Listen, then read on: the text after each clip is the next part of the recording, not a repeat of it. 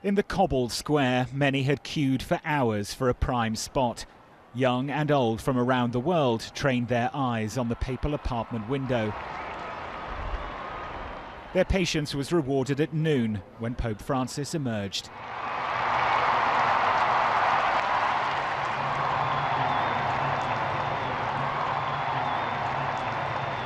He was handed some notes, but once again appeared to improvise as he talked about forgiveness. We need to understand what the misery of God means. Our Father, full of mercy, has also a lot of patience. God does not get tired of forgiving us.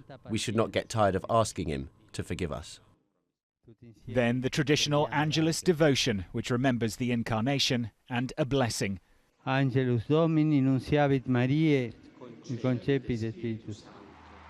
Unsurprisingly, the reaction from onlookers was far from critical. The world is here.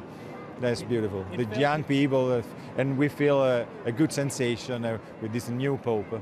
He is less formal, but I feel like because of his age too, maybe, like it's like simple and good the way he presents himself. He knew what he wanted to communicate, the forgiveness of God, and he didn't finish the audience without finish the Angelus without repeating it various times.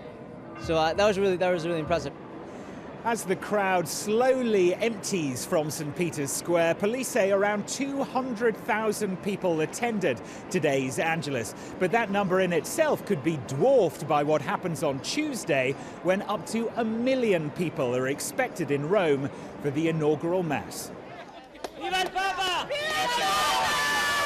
And crowds had gathered earlier on Sunday when he visited a Vatican church to celebrate morning Mass. But despite the intense interest in his every step, the new pontiff appeared deep in prayer. After the service, as Vatican security stood by, the Pope then greeted each parishioner as they streamed out onto the street. His hands-on approach to the job, a clear departure from the perceived starchiness of his predecessor.